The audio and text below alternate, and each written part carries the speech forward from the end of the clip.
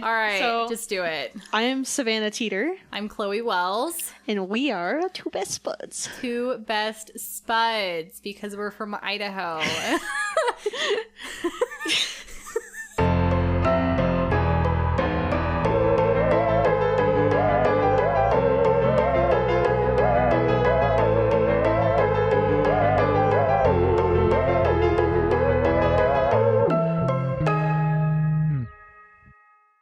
And spud's another word for potato. It sucks because we were like talking so effortlessly, and now we're recording, and it just feels weird. Now it doesn't feel natural, and I don't feel like I know you anymore. I feel like we're strangers. Strangers. Well, okay, so let's talk about how we met. Okay, so we met at Hot Topic because that's Hella. mutually where we started working together. Yep. I think that was I an associate when you started working, or I was think I you key were. holder? Okay, so I got hired first time around. What year? Holiday of 2013. 2013. I started in 2011, so I was an associate. Oh, swag. Okay. Swag. So that's when we first met, and then I got hired on permanently summer of 2014, and you were key holder. At Yeah, that point? I think I would have been key holder because what is it, 2018? Yeah, because I've been managing. Yeah, because at the time for 4 years. Yeah. Well, we're going to have to really just cut this part down because this is a lot of Such a explanation and gross trying burp. to figure this out. Well, I don't know. It's been a really long time, and it's weird because we've worked together for years, but we didn't start hanging out until like 2016. Oh, was that when say? Pokemon Go came out? Yep. Okay, I was going to say, like, I know we became friends the summer that Pokemon Go became a thing. So Yeah, for sure. that's when I was like, when did that come out? So 2016? Yep, Wow, like that's summer of 2016. Not a long time, Also, actually. yeah, it's 2 years because Wow. also that like was when longer. Jasmina moved away to Arizona, and I was like, damn, I need Oh, yeah. someone to hang out with too. And it just worked out. It just worked out. now Pokemon Go we- brought us together. Pokemon Go and Hot Topic, please sponsor us. Just effortlessly, like, please just give us your money and let Yes. us keep doing this. Give us your money, and that's all we want. That's all we want. We just Pokemon Go and Hot Topic. This is great. So we've been friends for 2 years, and we met through Hot Topic Yeah. of 2013, and here we are. I no longer work at Hot Topic. Savannah still does. Bless her. And Yeah. God bless the company. Anyways, we are here to discuss. We got some Idaho stories. We have some Idaho stories because my family's not from here. We are all from Washington, D.C., but my Ooh. family immigrated. That's not the word. Migrated. How about that? Like little birds. Like little birds. Like little birds to Arizona, and then everything fell out there, and then they moved to Idaho. Oh, okay. Which But is- you were born here, though, I was right? born in Oregon, actually. Oh, okay. My mom, while in labor, drove from Nampa to Ontario, which is like 45 minutes to an hour. Wait, is that how far it is? Ontario's really close. Ontario, It's still Oregon. far enough to where you're in labor. Anyway, so that's where I'm from. My family's not from here, and I'm the only one that was born anywhere near Idaho. Oh, that's really interesting because, like, both my parents were born here in Idaho. I was born here in Idaho, so Oh. super interesting. Although my dad, like, did You were move born around. in Lake Twin? Yeah, I was born in Twin. I was Whoa. born at the old hospital. Oh, wow. Yeah. Okay, so other fact, we live in Twin Falls, Idaho. Oh my god. We're gonna get stalkers, Chloe. No, we're not. We're going to be fine. Nobody gives a shit. Nobody gives a shit. They're going to be like, oh, man, it's these girls. We know what they look like. They're Fucking idiots. Fucking going to Target and shit all the time. we do that. Eating yeah. at Depot. But Depot it's a girl's pretty fucking interesting good. little place. It's really small. Everyone says that nobody wants anybody else to move here, but I guess you can do whatever you want. So move to Idaho, don't move to Idaho. But don't, though. But don't move to Idaho. But don't, please, for the love of God. Not here at least. Go to Boise. Don't go to Boise. That's where everyone's going. Well, it's fine. We just Because we visit. don't live there. I know. I'm like, we don't live there. It doesn't matter. I guess. I don't know. Someday I might want to move to Boise. I don't know. I I want to move to Oregon, though. Yeah, I do. That's too. really where I Get want out to of move. here. So, anyways, we're from Idaho and we want to move to Oregon. We're on the same page. We're on the same page. I just feel like nobody talks about Idaho like ever. Like Ever. we are such a small colony of people, and people are like, "What are people in Idaho doing?" I don't know. It's an entity. It really is. Well, we have the bridge here, the Perrine Bridge, which is like the highest bridge. you can Yeah. legally jump off of. Like Any time people of year. jump off it all the time. Mhm.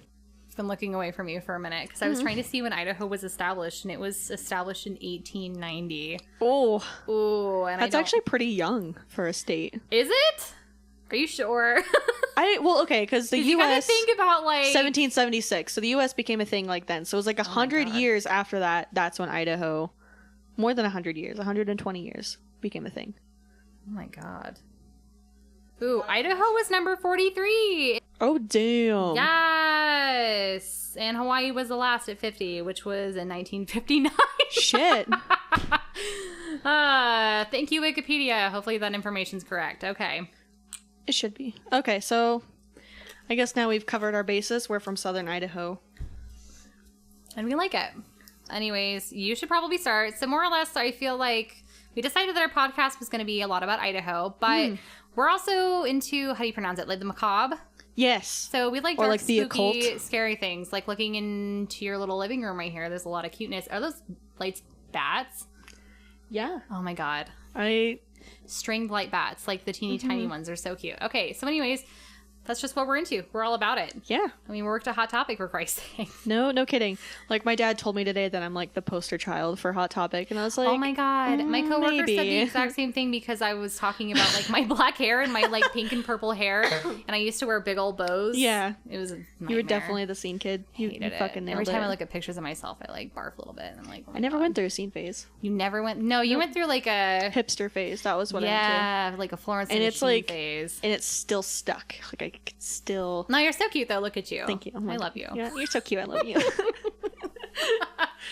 So yeah, we're and lots of interesting things happen in Idaho, which is surprising, and that brings me to my point of what happens in Idaho. Nobody ever talks about Idaho because it's just such a thing. But there's some shit that happens because it's the shit. We just got shit happening. We just there's everything happening. Don't let the potato farmers fool ya. But yeah, so this podcast is going to be about like anything true crime, unexplained, paranormal in Idaho, but also we do want to branch out to like other states as well, because I do have some stories I want to tell that aren't in Idaho. But see, and Nevada's so close to us, we can pretty much like if I had to, I could walk to Jackpot for sure. It'd take hours, but I could do it. Yeah. There's lots of crazy stuff that happens in Nevada. And see, like, I want to tell a story that takes place in Utah, and I was like fucking shook. So I know. Anywhere where there's Mormons and desert, like that's where shit gets crazy. Pretty much. Okay. So I guess I'll go first. Do it. Ew. I'm just gonna move my notes. Lead the way with your story. Okay, so how the fuck am I gonna do this? Tell me a story. You got this. You ready? I'm He's so fucking ready. Set. A lot of older folks will actually probably remember this story. It took place in 1992. Ooh. So it's Ruby Ridge, which is near Naples, Idaho, which is actually just 50 miles from the Canadian border. Oh, so it's really way up there. north. Oh. Yeah. So it's pretty much an 11-day siege, dealing with like the FBI, the U.S. Marshal Service, and a guy and his family. So oh my God. Yeah, shit's wild. So it's about the Weaver family and then their family friend Kevin Harris. So I'm gonna give like some background on like the family, where they're from. Yeah. They're not originally from Idaho. Oh, of course they're not. They're from Iowa. Oh God. Ew. See who talks about Iowa? Nobody. I know. Well, like whenever people, I'm like, oh, I'm from Idaho, Iowa. Like, no. Not close. Completely opposite side of the country. No Good, shit. Good try though. So Randy Weaver was in the Special Forces in the U.S. Army, so he was a Green Beret. Green Beret. And he was also an alleged white supremacist or white separatist. I'm going to call him a white separatist, though, because, like, sources say he's racist, but he wasn't, like... Which we'll get into that. Okay. So he moved his family from Iowa to Idaho during the farm crisis in the 1980s. Mm-hmm. So farmers were going bankrupt. Wasn't an ideal economy back then. So farmers lost family farms. It was just garbage in Iowa at that point. Sounds like garbage. And the Weavers were seeing current events as signs of like the end times. Oh, yeah, they were. Yes, Y2K. Yeah. So they like looked at what was happening. They're like, oh, the Bible's predicted this. So the wife, Vicky Weaver, she really made these connections and really believed like the end times are upon us. We're preppers. We need to fucking move to the middle of goddamn nowhere. So the parents, Randy and Vicky Weaver, were really afraid for an apocalyptic future, wanted to leave Iowa even more, and moved in the mountains. So they went all the way to remote Idaho. They had no electricity, running water, or plumbing. The cabin they made was made by them. They handmade it all. Yeah, it was freaking wild. I saw pictures of it, and like, I bet her husband's pretty sexy. If you can build a cabin, like, you gotta be pretty. He had a good looking. Mustache. Oh my! Did you see pictures? Yeah, I saw pictures of him. Oh like, my god! Because this was recent enough. There was like pictures, like everything. Oh my god! The whole yeah, shebang. 1992, right? Yep. Oh my god. This is like before that, but the siege took place in 1992. Either way, I bet so this is like late 80s. But they had like a garden. They did all their laundry by hand, and they were like really into like guns, like hunting and fishing. And like one of the daughters in like an interview said they used them as like a tool. Like the dad was really adamant about like, don't point guns around, like be smart with them. So northern Idaho is notorious for the Aryan nations. Oh my god, that's right. I always forget that fact, and I'm always like, why are there like no more like why is it so white and Hispanic here? I can't. I don't blame anybody. I wouldn't want to come here either. The Aryan Nations compound was actually close by to where they had their cabin. It was 16 miles south. So it was really close. So the family actually started going to social events at first, like family picnics, other activities, because they viewed it as like they were social, and they, you know, these Aryan people Nation, like picnic. Yeah. Oh my god. So as Randy interacted with them more, he started kind of buying into like the ideology a little bit. Because they were like Christian, they were really into like the Bible literally. That makes sense. Most people like that are. Yep. And so also here's the fun fact. The Aryan Nation was originally based in Hayden, Idaho. No, it was not. Yeah. I'm not surprised. So they believe they have like a Christian identity ideology, which is like white Anglo-Saxons are the true descendants of the lost tribes of Israel. Oh, and those who call themselves Jewish are children of the devil. So yeah, it goes 0 to 100 real fast. Yeah, that's speeding. It also teaches that anyone who is a person of color is subhuman. So they want America to be white and Christian. That's like their goal. That's what they were all about. Yeah. We don't agree. But it is what it is. Yeah. And the Weavers thought the Aryan Nation was a good way to make friends with people who were also into the Old Testament way of living, like that kind of shit. But there were some things the family didn't agree with, so they never like officially joined. That's why the dad's never like, oh yeah, I'm a... So they like tested the waters and like put their feet in there like, ooh, this is maybe a little bit too like... Yeah, like... boiling. There's a lot of sources that say like, oh, 100% he's a white supremacist. From like my understanding, he is racist, but not like... But I don't know. I don't know him. So who knows what his deal is. I don't want to know, though. I don't either. I put in parentheses, still racist, though, LOL. Oh, still a racist. Still a racist. But every summer, there's a gathering called the Aryan World Congress in Hayden, Idaho. It would attract racists from all over the U.S., pretty much. So, like, KKK, like, crazy bikers, neo-Nazis, you name it. Some Christians, some not. The main thing they had in common was white supremacy, and they wanted to declare war on the U.S. They wanted to make the U.S. white, pretty much. No. So in the mid-1980s, when all of this shit was happening after they moved, the Aryan Nation was violent, anti-government, and this caused a lot of concern with like law enforcement and stuff. Yeah. Because they wanted to know what the fuck was going on, because they're like... crazy. Yeah, because there was a lot of articles, and it was kind of gaining traction, and they were a little bit afraid, like, what are these guys capable of? Are they going to like plan an attack on the government? So that's where their worry was. So... So Randy Weaver got involved with the Aryan Nation. The feds were already listening and surveying what was happening at the gathering. So they were kind of already like, sorry, as I'm like moving my notes around. I like your like organization. I try. So they kind of like were already had their eyeballs in there while Randy got kind of involved. They were surveying the threat. So this all starts at a recruit meeting. Randy Weaver was spotted there by a federal informant. He worked for ATF, so alcohol, tobacco, and firearms. And this is where it gets like a little fucked up. I would call this entrapment 100%. Oh God. So Randy was talking about how he loved living in northern Idaho but didn't have an income. Okay. The documentary was like he couldn't rub two nickels together. Oh Jesus. So he was poor. Wait, what's the documentary called? It was like a PBS documentary on YouTube. Oh. Yeah. It's like an hour long. It was really interesting. Like about this family, like specifically? Mm-hmm. That's nuts. Yeah, because it gets messy really fast. Ooh, I like messy. So he got approached by an ATF informant. They kind of like became friends. His name is really hard to pronounce, so I'm not even gonna fucking Please try. Hold on. I'm gonna have to Google it. Nope. Oh, I was like, did you write it? I didn't, because I was like, I'm not gonna fucking say his name. You got this. It's gonna be great. Let's look up.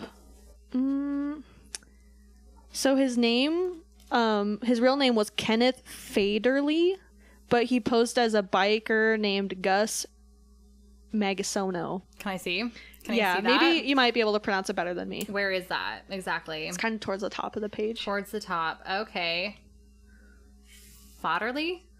Yeah, his real name's Ken though. We'll just call him Ken. And Kenneth Magasono.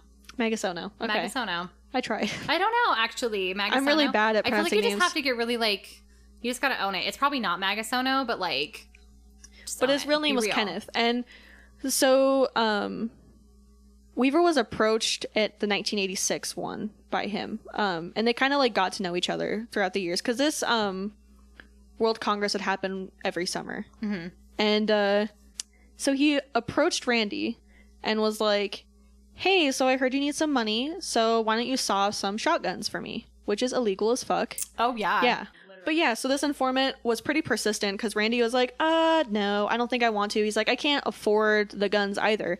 And this guy, no shit, he gave him the guns and gave him the instructions. Oh my God. Yeah, that's entrapment. Like 100%. Like, way to take a fucking vulnerable guy who's like, I need money for my family. Oh yeah, that's how they roped him in though. Like they were like, here's this. So it turns out the barrels of the gun were 1/4 of an inch less than the 18-inch. So 1/4 of an inch less than what they should have been. And that's what caused all of this bullshit. Oh yeah. That's all it takes, 1/4 of an inch. Yep. So ATF confronted Weaver 8 months later in June of 1990, offering to dismiss the weapons charges in exchange for Randy's infiltration and info against the Aryan nations. Because they were wanting more info, because, you know, all this crazy shit was happening. Well, yeah. And Randy refused. He's like, fuck you. No. Ooh, fuck you. So, Randy gets arrested in January of 1991. And this fuels the Weavers' hatred for the federal government even more, because they're already kind of like, the end times are near, like, yeah, it just wasn't a good time. Doesn't sound like a good time. And if they lost the court case, they would lose their house, because their house was the bond. That's all they had. So he didn't want to go to court. Randy Weaver doesn't show up for his trial. So I wrote shit goes south, because it absolutely does. Well, so they put out, go to trial. Like, they put out a bench warrant for him, pretty much. Oh God. So now the U.S. Marshals got involved, and they need to bring him to court to answer for his charges, pretty much. And the feds did a threat assessment on him. Thought since he was like a special forces Green Beret, that he's gonna booby trap his property, and he's like a crazy like. They really overestimated the fuck out of this guy. Oh my God. So they really blew him out of the water, basically, and he just did nothing that they thought that he did. Yeah, no, because like really he just wanted to be left the fuck alone. Yeah, everybody does. So they thought he'd booby trap his like property, and they thought him and his wife were like way more extreme. The documentary even said like that they thought the wife would much rather kill their kids and kill all of themselves rather than get caught, which is fucking wild. So that is fucking wild. That summer and winter, the family didn't leave the house. They just stayed in the house. And while they were staying in the house, the mother actually gave birth to a daughter during this time, which her name was Elisheba. Ooh. Yeah. What a fancy name. And it's funny because all the other kids have very normal names. Of course they do. So the media caught wind of this story. This was in March 1982. And officials didn't want to intervene because they didn't want it to turn into a gunfight with a bunch of kids present. Because, so they had 3. They had 4 kids at this point. Oh my God. 3 of them girls and 1 of them a boy. Oh. So there was like, kids in the family, and the government was like, we don't want to, hurt a bunch of kids. No. Protect the babies. Yep. So, the U.S. Marshals were kind of stuck with a federal judge's order to bring this guy in and bring him to justice. So it was pretty embarrassing for the U.S. government because months had gone by and they just didn't do anything. Right. And this guy was just hanging out in his house, kind of giving him the middle finger. Fuck you guys. So the Marshals got motion censored cameras around the property to figure out all who was there and like options they could because how to approach it. Yeah, because they really didn't want to get like as involved as they will, but it got real bad. So the longer the things go, the worse it gets. The Marshals bring in a surveillance team. Their purpose was to try and find a way to take Randy into custody without conflict. Plot twist, it didn't work. Oh no. So Randy and his wife, and they had their family friend, Kevin Harris, who was also up there. Sarah was 16, Samuel was 14, Rachel was 10, and then Elisheba was 10 months at the time. Elisheba. I know, it's like all these normal names. Where the hell do you get that one? I don't know. Did you hear the pronunciation Yeah, of that? It was like Elisheba. Oh, no. I think it was probably like a biblical name. Right? Oh, you know what? I bet you're right. That's probably it. like Old Testament shit. Fun fact, both my brother and I have biblical names. Ooh. And then on the 21st of August, 1992, this is where shit goes down. Ooh. The marshals approached the mountain with 2 teams, 6 people total. 2 teams split up on a fork in a small trail. And the purpose of this mission was to get the marshals familiar with the mountain, kind of for like surveillance. And they wanted to see... So one team went to go like up higher and kind of survey the family. They wanted to see like how many people were there, like what their daily activities were. They kind of got an idea of what their like normal routine was. And so they were kind of just getting the hang of their movements. Just watching them. Yeah. Because they really wanted to get Randy away from the family and arrest him. That was kind of like... To keep the baby safe. And they were going to arrest Kevin Harris too, because I think he was involved in all of this. Oh, Kevin. Kevin. And the other team, 3 other people were down below closer to the house. And this is where it goes south really fast. No. So Weaver's family dog starts barking at the team close to the house. The dog figures out, like, there's foreign people on this land, so we're gonna bark. That's what they do best. Yep. So Randon, fuck. Oh, no. So Randy, Kevin, the family friend, and then the son, Sam, who was 14, go to see what's going on. And so the marshals end up shooting the dog to shut it up and kill it.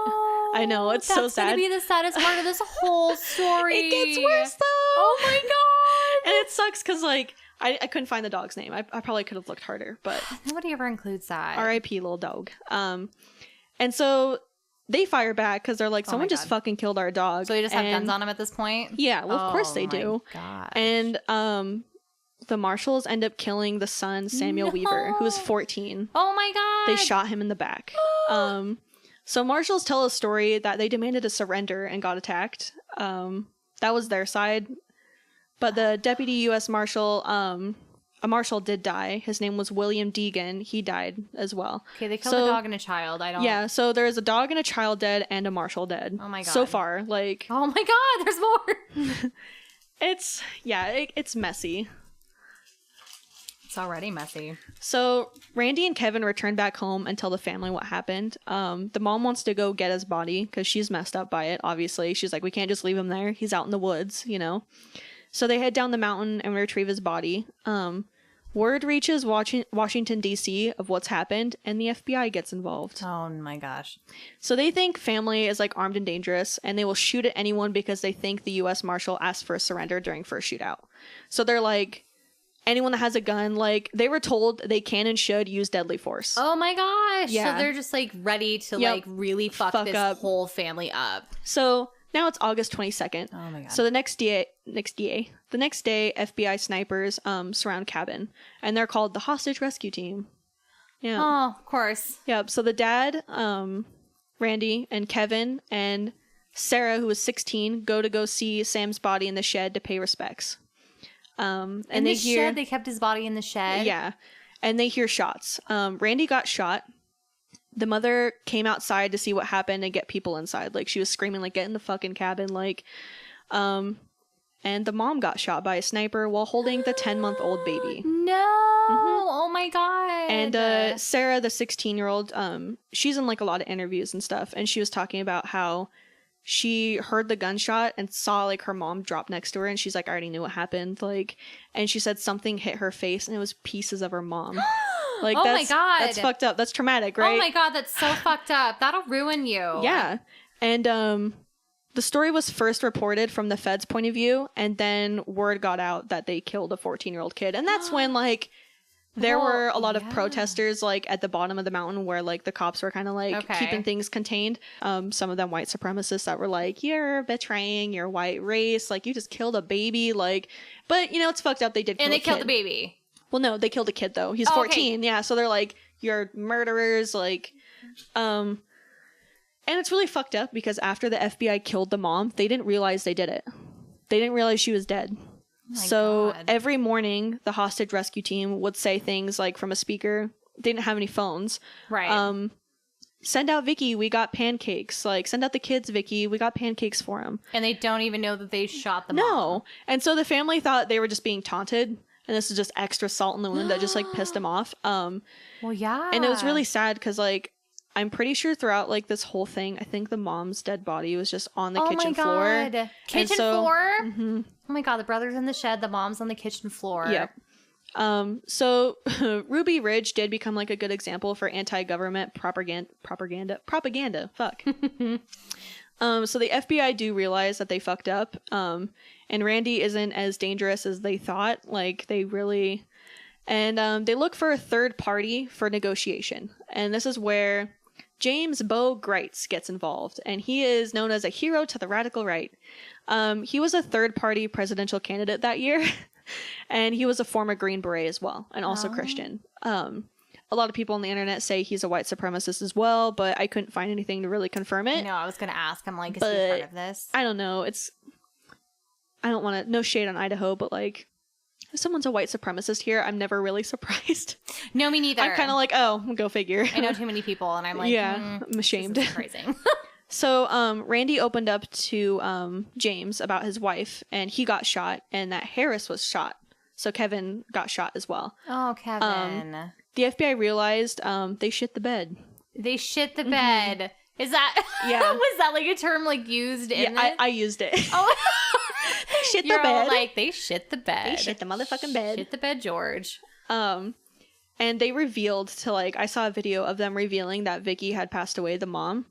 And like, you can hear like an audible like gasp from everyone. They like would hold this like podunk little like press conference at the bottom of the mountain. And like people were mad. And of course they were mad. She was holding her 10-month-old fucking baby and got shot. Oh yeah. So Kevin's wounds were not doing great. He's in critical condition. The bullet that killed Vicky went through his arm, through his chest, and barely missed his heart. So his arm was torn open, and he even like begged to be shot and put out of his misery at some point. And like the 16-year-old daughter was like talking about how she was like really fucked up about that. And well, how would you not be fucked up about that? I'm fucked up about it, and it didn't even happen to me. So James makes a deal with Randy that Kevin needs to go to the hospital. So Kevin Harris surrenders. He goes to the hospital and he gets care. He lives. So James Bo Greitz returns to the cabin with a body bag to retrieve Vicky's body. And Randy is really messed up about it. He saw, his wife's dead body on the floor all week. And Randy surrenders to James. The rest of the family, holds hands and they walk down the mountain. And they drove down to the meadow, and the 16-year-old daughter, Sarah, says it's like an army movie. She's like, why did they need all of this for one family? She was really messed up by it. And while Randy is getting bandaged up from being shot, he says, you guys wouldn't believe how pretty my wife was. Jesus Christ. First time I saw her, if I ever thought this was going to happen, I'd never. I broke in on a friend of mine dancing with her. I'd let Nick have her.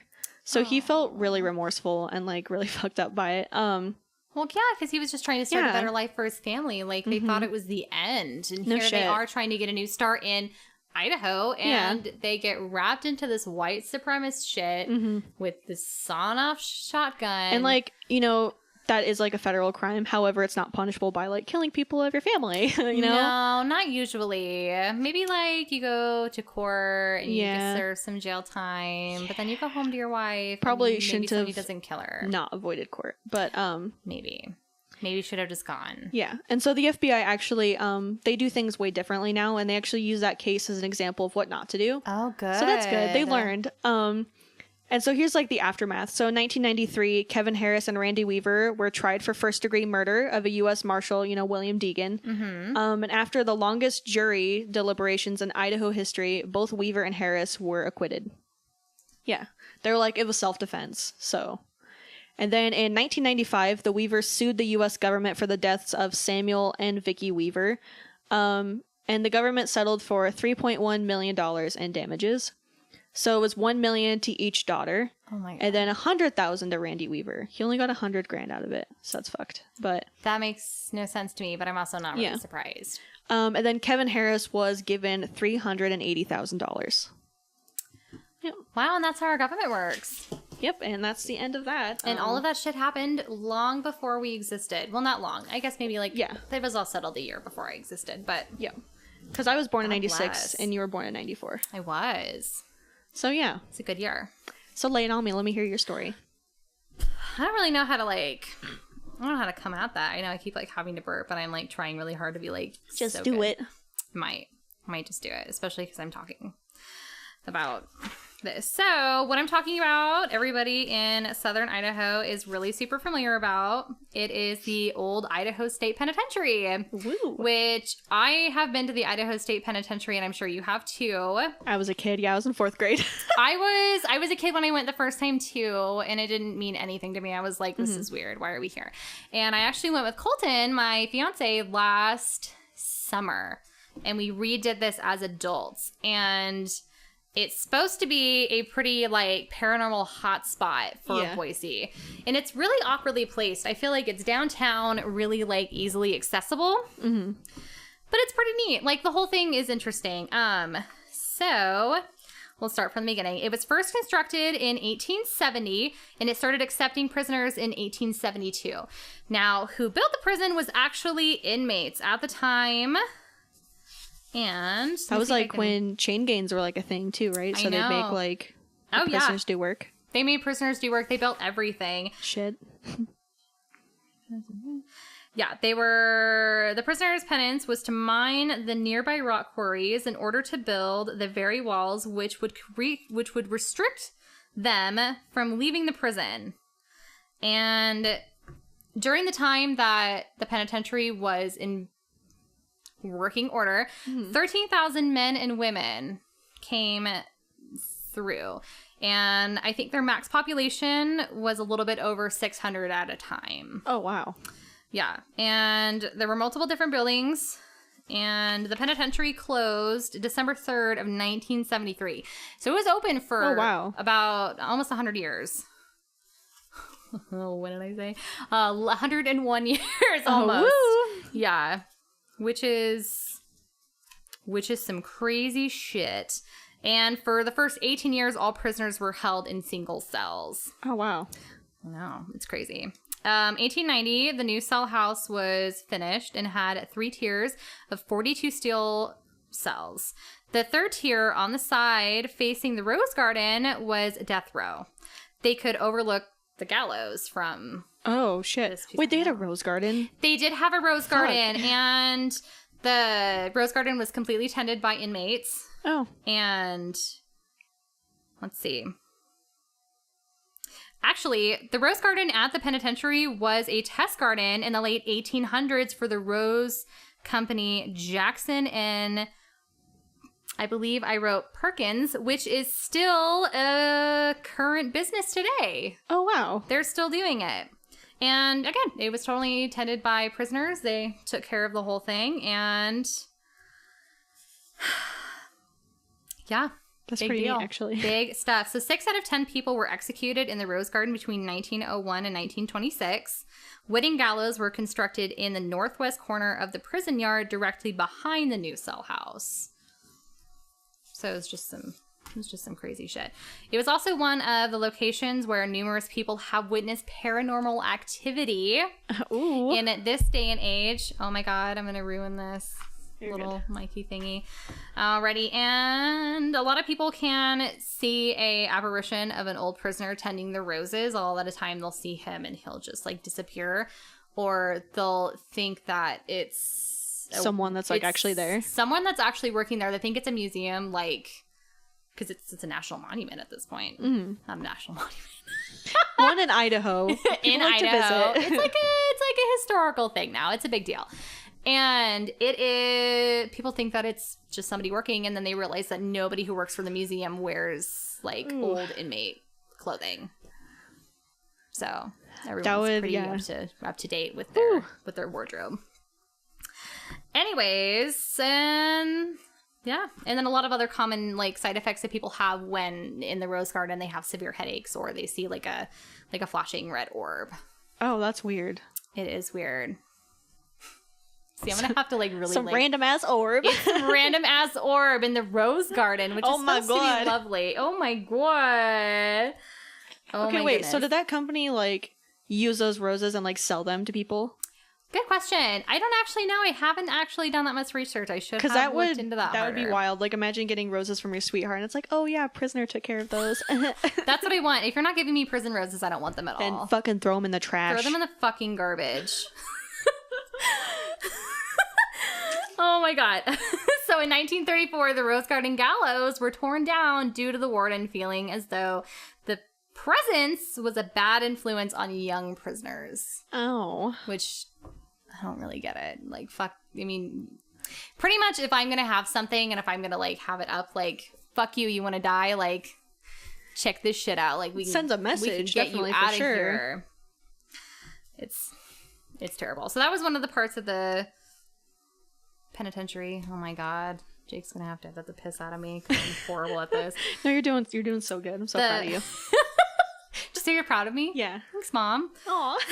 I like that we do that. We just call each other Mom. Love you. We're like mom for each other. I feel like a mom all the time. You're definitely the mom friend. Oh my god. I hike In my such a pants good up way. high enough to be a mom for sure. Like soccer mom. Fucking big mood though. Big mood. Yeah. My pants don't go above my belly button. I don't want them, throw them away. Yeah. Give me them high-waisted knickers. Get knickers. Oh shit. No, don't. Okay, no. We're gonna end this. Okay, yeah. It just sounded like I said something else, and I was No, like, you nailed it. I didn't. Okay. Oh my god, We're good. white supremacy is live in this room today. Oh my god. Okay, so the next place is solitary confinement. It's called Siberia. Have you been there? Have you been in Siberia? Like Siberia, Russia? No. No, solitary confinement. They called it Siberia. Oh, no. Okay, so I don't remember. Like, You don't remember anything from this whole place? so the only thing I remember in 4th grade was we went and saw a room where people were hung, like with the glass, Oh. like where you could watch it happen. Fun fact, only one person was hung there, and it was a fucking mess. And I just remember like feeling terrible. I don't know. I felt creeped like a out. lot of dread. Maybe, I don't know. You're gonna find out why you felt like that. Oh. Anyways. Ugh, I don't know. Such a weird place to take 4th graders to. Let's go see where someone got hung. Okay, I was pretty sure I went there in like That's what, like everyone did, yeah. Because I went there in like when I was in It's like a private Boise school. field trip. Yeah. It's a Boise field trip. We also went to the zoo. That's more Yeah, me lighter. too. So Siberia was built in 1926. It housed 12 3-foot by 8-foot cells. That's not very big. Fuck no. Since I went there last year, I remember sitting inside, and not sitting obviously because I'm not gonna like give my chance to like have anything horrible happen to me. But being in this, I just remember thinking like, holy shit, like I couldn't do this. Like this is solitary confinement in like a most horrifying way. And they were put there for bad behavior, and they were often put there for days to weeks. Ooh. They were fed once a day. They showered only once a week, and the only light that they had would shine through a small opening in the top of the cell. Ooh. And it's really nothing. Like it's seriously like the most minuscule like light. It's dark anyways, even with the cell door open. The whole thing is just terrifying. It'd be really disorienting because you could have issues telling between like day and night and when do you need to sleep, and I feel like that would really mess with you. It just drives you absolutely crazy. Like, there's no way people didn't, like, absolutely lose their mind in here. Like, I, like, made Colton stare at me the whole time I was in there. And, like, if anything bad happens, like, you're gonna see it happen. I'm like, don't let anybody touch me. And I'm so desensitized to, like, paranormal activity because I just am so afraid of it happening to me that I don't, like... You don't want to see it? I'm like, I don't want to see it. Like, in my mind, I'm thinking, like, if you can read my mind... Don't fucking show yourself. I believe in you, just but I don't want to see you because I will yeet myself across the room. That was like the ugliest squeak. I love oh my god, you used it in the right context. I did. I'm so proud of you. Thank you. I'm learning. I'm hip now.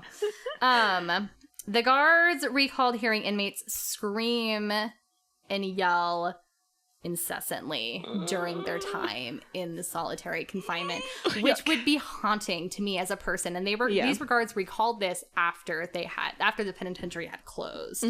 Most people say that when they visit Siberia that it has the most like heaviest feel, just because of how like distraught people had to be there. Like, it's a pretty sad feeling. Like, you were hungry and you only showered once a week and you sat in a dark cell. Yeah. And there's so much like stone between the rooms, I doubt that anybody could hear you. Oh, yeah. It's really horrifying. Okay, the next building that I'm going to talk about is the multi-purpose building, which was constructed in 1923. It had multiple uses, such as a shirt factory, laundry, license plate shop, bakery, shoe shop, hobby room, as well as a communal shower. This was a lot of things. When you go in, you can see all these machines and stuff, and everything's just completely untouched, and it gives you like a little path so you don't like get in there, because there's like a bunch of things that you can just fuck up. And it's a pretty big hotspot too for paranormal activity. So there was one confirmed death, August of 1971, in the riot. They died during the riot of 1971. Oh, so there's like a prison riot and he died. There was. 4 days after the riot ended, guards found William Butler dead. His stabbed and beaten body had been rolled up inside of a gym mat inside of this building. What the fuck? Yeah. So this man had been dead for 4 days. I don't mean to laugh. This guy was dead for 4 days. Holy shit. And they didn't find him for 4 days. That's fucked up. He was stabbed and beaten, and they just rolled my god. His dead I thought carcass. He got like trampled in like the riot, but no, he just got stabbed. No, he was stabbed and beaten. So maybe he got trampled, and maybe somebody was just like a little extra like yeah, we're getting this guy. I really doubt it. I feel like that that's just how it ended up happening. Yeah. Okay, and then we're going to move to cell house number 4, which was constructed in 1952. It's the largest and most modern building at the state penitentiary. Oh. I don't really have any information on that. It just kind of is what it is. Cell house number 4, 1952. Was that one? I wonder if that one was also built by prisoners, or if that was like illegal by them. I feel like the whole thing was just built by prisoners, because even the women's ward was built by prisoners also. Ooh. So the women's ward, the male inmates built a wall around the warden's home to serve as a separate facility for women. So this place is literally just like completely like set around. So probably, I would say, if you took out this wall of your house, this is the prison. Like, this is the women's ward. This right here. Be fucking and tiny. It had 7 two-person cells. Oh, wow. And a central day room, a kitchen, and bathroom facilities. So it's just like the bare necessities, because women just had to have somewhere to go. Because, you know, women kill people too. Surprise, surprise. Progressive. There were 2 pretty intense. There was one suicide and one hanging in this whole thing that I just feel like I can talk about. The hanging, there was only one. Suicide, I'm not entirely sure. This one just stands out. So his name was Douglas Van Black. It's like black with a B. And he was convicted of premeditated murder of his ex-wife, Mildred Hook, and 2 policemen in 1935. Shortly after the trial had ended, he was sentenced to hang on December 10th of 1937. And things just did not turn out how they were expected. No. At 6:30 p.m. on December 9th, Van Vlack was visited by a reverend from Episcopal Church in Boise to administer last sacraments. His parents arrived to say their final goodbyes. Aw. And, yeah, you know, because your son's gonna die because he's a horrible person. And killed his wife and 2 policemen. That's what you get. And as his parents exited the cell, he broke away from the guard, scrambling up to the rafters of the cell block.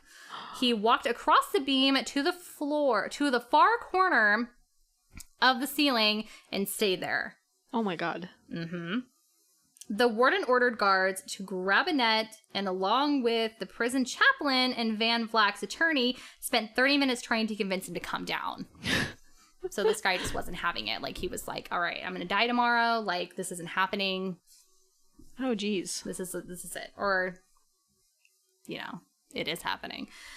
As the guards arrived with the net, Van Vlack shouted, "I have the right to choose the way I die," and dove headfirst 30 feet to the concrete floor below. He landed on his head and right shoulder. Still alive, prison officials rolled him onto a mattress and covered him with a blanket. What the fuck? He was still alive? He was still alive. After falling 30 feet head first and landing on his shoulder. What the fuck? Van Vlack was pronounced dead at 12:32 a.m. on Friday, December 10th, 1937. Oh, damn. Just 20 or so minutes after his scheduled execution time. So realistically, So instead of being executed, he decided to take his own life, which I feel like is an energy that would stay anywhere. Like, if you kill yourself, obviously, you're distraught. That's what the kids say, big dick energy. Big dick energy. That's like, exactly what he's serving up right now is big dick energy. I just wouldn't. I don't know. That's just fucking crazy. Because I think I'm just such a pussy that I'd be like, all right, kill me, I guess. Like, it's fucking nuts. But to do that to yourself would be really hard, I think. Well, and it was also later said that his mother is the one that whispered to him that he had the right to choose the way that he died. Oh. And even slipped him a razor blade, which was found on his dead body. Ooh. Okay. She kind of just really hooked him up, realistically. What a good mom. I know. She's a good mom. She didn't want her son to be executed. She wanted him to just fucking slit his wrist open and die. I wonder if his parents, like, felt empathetic towards him. Because, like, I feel like if my kid were to kill their, like, ex-wife or husband, I'd be like, what the fuck? I taught you better than this. I don't really know. She's probably into it, though. Maybe she killed her first husband and she got away with it. It's really hard to know. She's like, I get it. So then there was that motherfucker, and it kind of seems like he was housed in cell house number 4. So that's where I was like, here he is.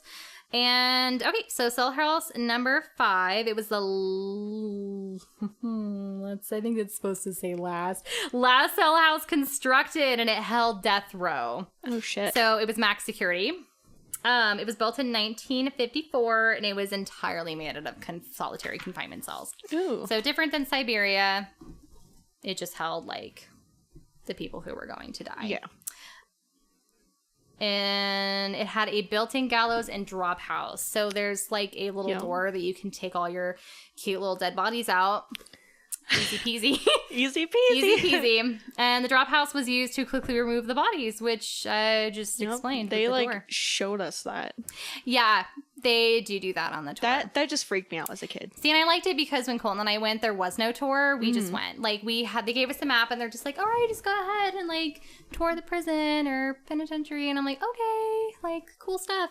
And Colton, being the weirdo he is, laid in, like, a lot of the, like, beds. And he's like, take pictures of me. Oh, my God. I'm like, yeah, that sounds exactly like him. I know. And now the whole entire time I was thinking, hope I don't see anything. I hope I don't see anything. I will be scarred for life. Ghost Adventures did an episode there like 1,500 years ago, and I watched it not long ago. They didn't really find anything, but no. You hear all these people telling all these stories, and you just think that it's like really scary. Yeah. And also the drop house was the place where only one execution took place, which is where we come to, which is my favorite part of this whole thing that I have right now, because it is Idaho's own Jack the Ripper. Oh shit. I don't think it was quite as extreme. They're giving him a lot more credit. But his name was Raymond Snowden. In 1956, he was convicted of the murder of Mrs. Cora Dean. Oh. She was So married. He only killed like one person? Yeah, as far as I'm aware. And Cora Dean had the unfortunate luck of running into him at the Hi-Ho Club September 2nd of 1956. She refused to leave with him, got into an argument in the alley behind the club, and she reportedly kicked him in the groin, and he attacked her, slitting her throat and stabbing her 29 times. Oh. And then detectives later had found out that she had a severed spine. So Snowden was the only...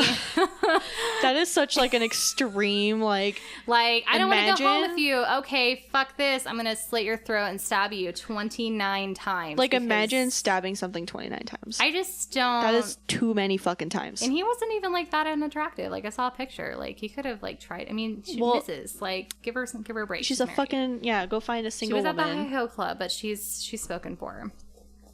He was the only person that was hung in the whole Idaho State Penitentiary. He was hung? What? Hung and good looking? Yeah, he was hung and good looking. Oh my God. And his execution just did not go well at all. So October 18th of 1957, he was led 60 feet from where his cell was on death row to the gallows. Mm-hmm. And a small room directly outside the gallows was for family of the victim, and then officials to watch through the large glass, which you were saying that you had been in that room before too. And I actually have a really like fucked up picture of myself being really excited in this room. I want to see it. Yeah, you're gonna have to post it on our Instagram. I'll post it on our Instagram because it's just for the fans. Chloe. You can't even tell like what room I'm in, but I know what room I'm in, and this is when Colton decided to like leave me. Oh no, I know. So I actually felt like a really like heavy presence. Like I felt really like anxious and just really. Well, probably because he's like, I want to stab you. Oh yeah. No, he was like, you look like that girl and I'm going to kick your ass. More or less. Okay, so the noose was placed around his neck, and then a large lever was pulled, Pull the lever, Kronk? His body. Pull the lever, Kronk. And it opened so violently, the doors did, that it actually broke the window in the room. Oh, shit. Yeah. So that not only is the only thing that was horrible, but he also did not have his neck snap when he dropped. No. So he hung there for 15 minutes and died of strangulation. And everyone just watched it happen. Oh, everyone watched it happen. Like... Oh my god, no wonder he's pissed. Yeah, so that's probably why that room is probably pretty haunted. And I saw the drop area down there, because you can walk downstairs and see it. Ooh. And you can, I mean, it's just wild. How old was I? So I was like 10 in 4th grade. I don't know. I just remember being you were like 10 in 4th grade. Yeah. Well, we all are. I'm really confused. I thought that was 5th grade. Well, so you're like 9 to 10. Oh my right? god, 9 to 10. Okay. Yeah, you're 9 to 10 in 4th grade. That makes sense. But I just remember kind of being a little perturbed that like we're on a school field trip and I'm in a room where a man was hung.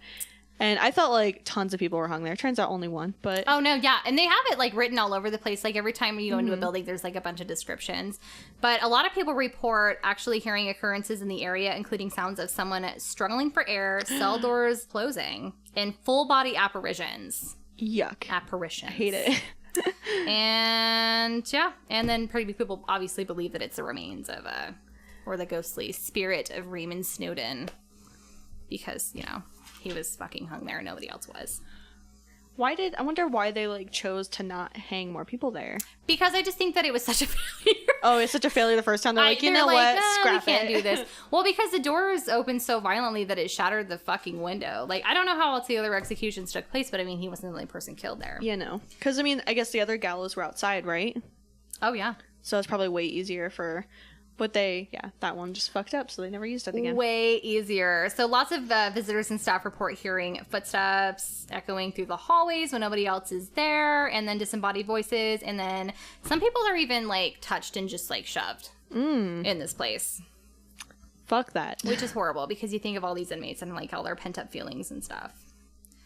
It's horrible.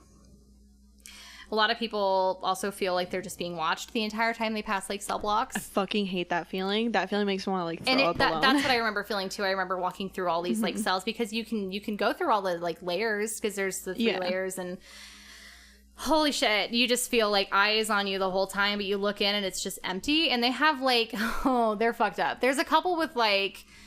pillows that kind of like resemble like human bodies, and so like you would look in and it's like, holy shit, there's somebody in there, and then it's just like, it's a pillow. It's not real. It's a pretty big deal. So there were also a couple of prison riots that happened here. One in 1973, which wasn't really a huge deal. Is that your cat? Yeah. Oh my god, she's Hi, Miss dirty. Kitty. Oh yeah. It looks like she was rolling around in the dirt. Now she's gonna go lay in my bed. Love you. Oh my god. And realistically, inmates suffered from inhumane conditions. Cells were too hot in the summer and then too cold in the winter. And there was no plumbing. That sounds about right. It's a horrible place to live. And then so riots broke out in May 24th of 1952. So my original one was totally wrong. And then one in 1971 of August 10th. And then March 7th through the 8th of 1973. Oh, God. So that one was 2 days long. It was really bad. I don't know what I wrote over here. I fucked this up. So during the prison riots, the Chaplain building was burnt all the way down by the fucking prisoners. Oh, my God. And then shortly after the 1973 riot, prisoners were moved to the... 416 resident inmates were moved to the new Idaho State Correctional Institution south of Boise. And that's where they lived after that. And then this is where my like shorthand gets like really fucked up. And I'm like, so December 3rd, 1973, it was shut down. And then it was added to the NRHP July 17th of 1974. Ooh. So just a year later, and then now it is what it is, and you can see... You can go around and hang out. You can go around and hang out, and you can look and see where that motherfucker was hung. And strangled for 15 minutes. Strangled for 15 minutes. So That's no wonder like, people feel like really depressed there. I am pretty skeptical about like paranormal stuff, but that's like the feeling that I just can't stand is when you feel like someone's looking at you and you feel it like searing and there's nothing there. Like, that makes me want to fucking vomit. Like, ugh. See, and I don't have that feeling a lot, so I know when I have it that something's happening, and I don't know what it is. I feel that way every time I pass, like, my brother's bedroom leaving my bedroom. Ooh. Because it's just, like, an open door and it's dark. Yeah. I kind of feel it with just, like, stuff like that, which I think is just, like, a normal, It's horrifying. Be afraid of, like, the dark because you don't know, like, what kind of predator is going to be in there, like...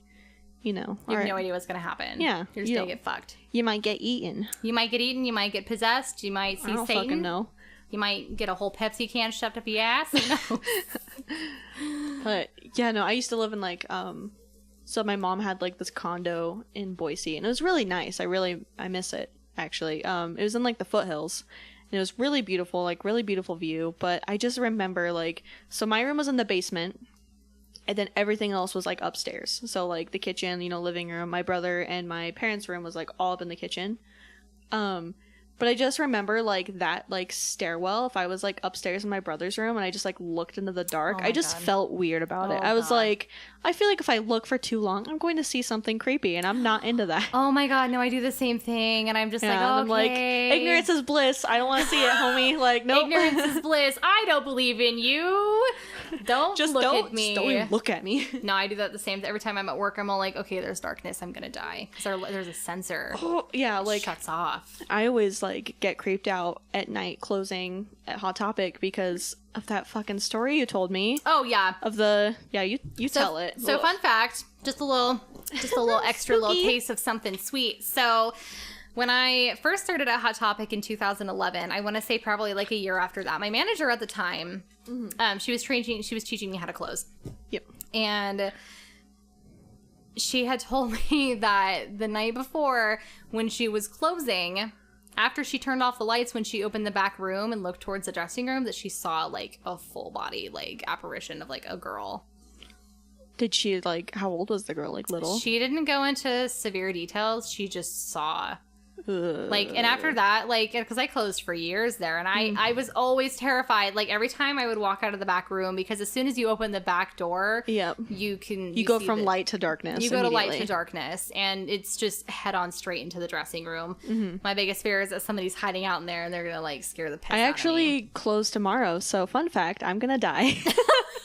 So if you don't ever hear anything ever again, Savannah's dead. I don't know, like, and that's why, like, Tyler, he would leave lights on for me sometimes, because, like, I do get creeped out. Like, I turn off all the lights, and I usually run from the back room to the cash wrap to clock out, and then run to the gate, because I'm such a little scaredy pants. I used to, like, turn the music down before I left, because I'm like, okay, if the music's down, somebody can hear me screaming. Because you can't lock the gate until you leave. And so, like, Skylar once snuck in while Brittany was closing and scared her that way. And I thought about that story the whole time. I will actually punch someone in the face if they do that. So. I hope you do. I would love to hear about that. Your tiny fist. My tiny little fist. Your tiny little fist. Yeah, I don't know. Sometimes I get that feeling of staring. Oh, I do it a lot. But that's how I know shit's real. I don't know. So I can't tell if it's, like, a good thing or a bad thing. Whatever it is hasn't hurt me yet, so... I'm pretty into that. I'm just going to keep pretending like it's, like, I acknowledge your existence, but I also respectfully decline your presence. My cat is going to eat a bug off that wall. She's a really good girl. You're so good. Eat them bugs. It's her rent. It's her rent. She's, like, really into it. Oh, fuck. Okay. Yeah, no, I can't do... Well, like, I didn't tell you the story of, like, Black Friday. We're just ending this podcast with our own spooky shit. So it was Black Friday. Oh my god, is this spooky? It scared me. So oh my god. It was Black Friday, and I worked like the graveyard shift. Yeah, just this most recent Black Friday. I worked the graveyard shift. It was 3 a.m. And me and, like, it was Jasmine. She was, like, the seasonal or associate, or whatever you want to call her. I was just standing by the cash wrap with Jasmine. We were just talking because it was 3 a.m. and we were fucking bored. Like, that was when after the hype was done. And so we were just waiting for more so people. The store was open.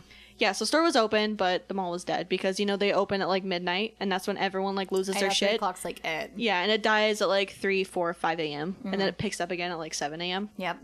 But we were just standing by the cash wrap, and like a bath bomb flew off. Nope. It flew off. Didn't. And we were so confused. We're like, what the fuck? Our floors are concrete. So we were like stomping near where it like happened, trying to think maybe like one of us walking around like moved it. No, nothing. I was like bouncing against the counter saying like maybe me doing that like moved the fixture like far away. And no, like we honestly couldn't figure out how it moved. But so for the rest of the night, we were like, okay, so we're going to stay really close to each other. Do not leave me. And yeah, it was fun. I'm probably gonna have to work graveyard again, and I'm going to cry. I almost feel like there's scared. Like some sort of mall ghost, because when I close, sometimes I'll like purposely like fold a panty bar so I know that it's like good and stuff, and I'll open the next morning, and I come in and like a couple of them are like disabled, and I'm like, what happened? I did that. Well, it's just weird to me because our mall was built in the 80s. So what? Oh. So what happened between then and now? See, honestly, it's like impending like decline is because of Indian burial grounds. Indian burial grounds. I'm pretty sure. Someone is pissed, and I don't blame them. I feel it. I feel it in my soul that it's the Native Americans. Well, now I'm afraid to go to work tomorrow, so... I'm not. Bring it on. I'm not. Fuck you. I hope I die. That would be fitting. It's my last week. Do you think anyways. You get workers' comp if you get killed by a ghost? No, because it's my last week, so they're probably going to be like, oh, we're... you opted out of this. It's fine. No, you don't get workman's comp. They would just tell my family, like, LOL, sorry, she died doing what she hated. She died doing what she hated. If we get enough listeners, I want to do, like, listener episodes. So, like, they can email us their spooky stories. Ooh, I need spooky stories. I have lots of friends that have, like, super crazy things happen to them. Hell yeah. Like, aliens, ghosts. If someone you know got murdered, or, like, a murder in your small town, like, just lay it on me. Like, your grandparents' spooky stories. Like, I want to hear them. See, Savannah needs alien stories because she's completely horrified of aliens. So scared. I need you to, okay, we're just going to go all balls out in this episode. Let's talk about my experience. Just a brief, like, why are you terrified of aliens? All right, so here we are. I tell a story a lot. I love this story. So I was like 6 when it happened. Looking back at it though, I don't know if it was like... It happened in this house too, didn't it? Not this one. Well, my dad's house. Next door. There. Yeah, my dad's house next door. She's in the back. I'm in the back. I'm in the backyard. So I don't know, like, as I've grown up, I kind of wonder if maybe it was just sleep paralysis, and if I, like, looked at it wrong, maybe, because I've had sleep paralysis as a grown-up, and it's terrifying. Do you see things? Yeah. I never saw anything. I have, and I'm going to get goosebumps. I'll, like, talk about sleep paralysis. Fuck that shit. I'm gonna pee my pants. But yeah, I was 6, and I think it was the day before 4th of July, so I always get like a little weird feels around that day. Ooh, Independence Day freaks you out. Yeah, freaks me the fuck out.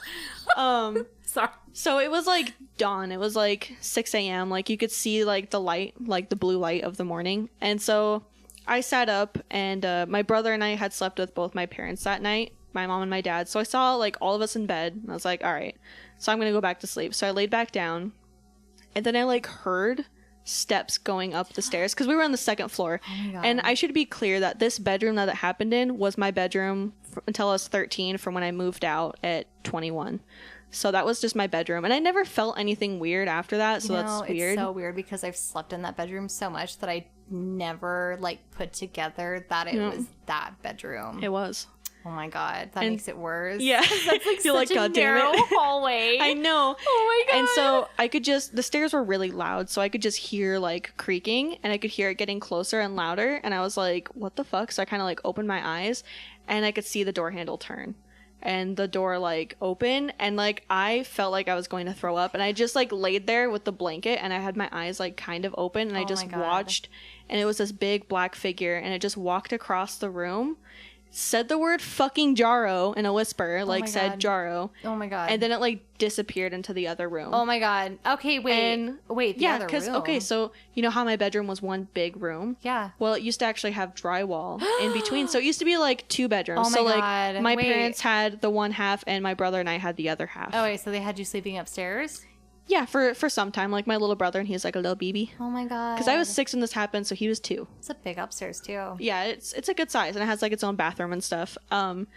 And my dad, like, eventually knocked down that drywall and just gave me the whole room when I was 13 because I was a lady and I needed my privacy. Hell Bless his heart. Bless his heart. But yeah, as soon as it, like, went into the other part of that room and I couldn't see it anymore, I, like, jumped out of bed and woke my dad up and I was like, there was a fucking alien. I'm like, we need to go see it. We need to, like, catch it. Can your dad, like, recall this event? Like, if you talk to him about this, can he recall I actually haven't, this? But he probably could. I think you should. Like, I think you need to consult Dingleberry about this. Consult Dingleberry.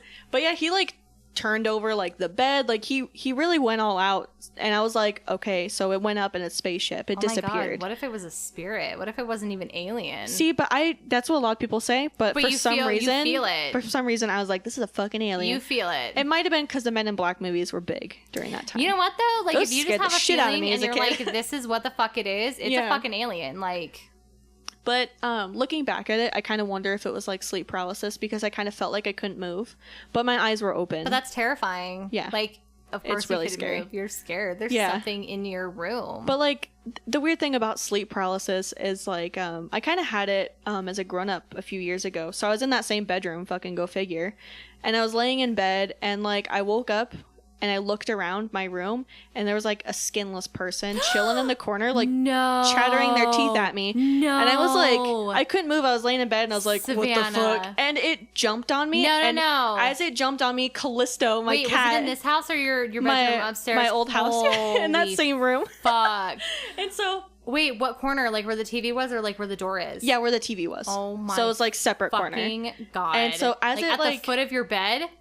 Yeah. Jesus Christ. So as it like jumped at me in my sleep, my cat Callisto also jumped on me. Oh my God. So I like shot up, flung her little ass because I was like, you yeeted your cat across the room. Yeah, I did because she scared the fuck out of me. Like, oh my God. that timing was terrible. But she woke me up though, so bless her heart. And oh my God. No, she was a skin thing on your end of your bed. Yeah. She's going meow meow meow meow. And so I like told Jake what the fuck and. But weirdly enough, I don't know. I never got any weird vibes from that room. I don't know. Yeah, I know that's crazy because you slept in there forever and like we watched so much Catfish in that room. Fucking lit. We don't ever watch Catfish anymore. I miss it. Oh, I miss Catfish. Oh my God, I wonder if it's on Hulu. It might still be on Hulu. Oh my God, I love it. So I'm gonna go home and I'm gonna watch Catfish. But yeah, sleep paralysis is no fucking joke. Send us your sleep paralysis videos.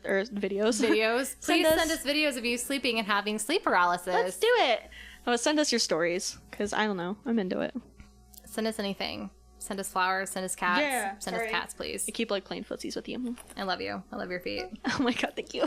Jake calls me a hobbit. Oh my God. Because I got big feet and I'm short. I don't really know quite hobbit-ish, but when I think of hobbit feet, I think of Corey. He's got hairy feet. Corey, if you're listening, you know you have hobbit feet. Corey also does look like, I was going to say Walmart brand Elijah Wood, but I mean that like the nicest way possible. Oh my God. No, you don't. You mean that honestly. Love you, Corey. Fucking dragging Corey at the end of this. Okay. Woo! Okay. So that's the end of that. We've done it. And it's hot in here. Thanks for listening. If anybody ever listens. Woo! Woo! Maybe our parents will listen. I don't know. So next episode. We're going to talk about dicks. Dicks. Okay. So we should probably just end it here. Okay. But I love you, Chloe. I love you too, Savannah. This was our first episode, and it turned out so good, I think. Yeet. All right, so bye. Bye. Bitches.